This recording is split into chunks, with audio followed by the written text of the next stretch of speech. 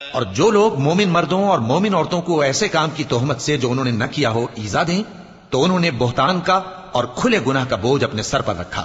اے پیغمبر صلی اللہ علیہ وآلہ وسلم، اپنی بیویوں اور بیٹیوں اور مسلمانوں کی عورتوں سے کہہ دو کہ باہر نکلا کریں تو اپنے چہروں پر چادر لٹکا کر گھونگھٹ نکال لیا کریں۔ یہ چیز ان کے لیے موجب شناخت و امتیاز ہوگی تو کوئی ان کو ایذا نہ دے گا، اور اللہ بخشنے والا ہے، مہربان ہے۔ اگر منافق اور وہ لوگ جن کے دلوں میں روگ ہے اور جو مدینے کے شہر میں بری بری خبریں اڑایا کرتے ہیں اپنی حرکتوں سے باز نہ آئیں گے تو ہم تم کو ان کے پیچھے لگا دیں گے، پھر وہ تمہارے پڑوس میں نہ رہ سکیں گے مگر تھوڑے دن، وہ بھی پھٹکارے ہوئے، جہاں پائے گئے پکڑے گئے اور جان سے مار ڈالے گئے۔ جو لوگ پہلے گزر چکے ہیں ان کے بارے میں بھی اللہ کی یہی عادت رہی ہے، اور تم اللہ کی عادت میں تغیر و تبدل نہ پاؤ گے۔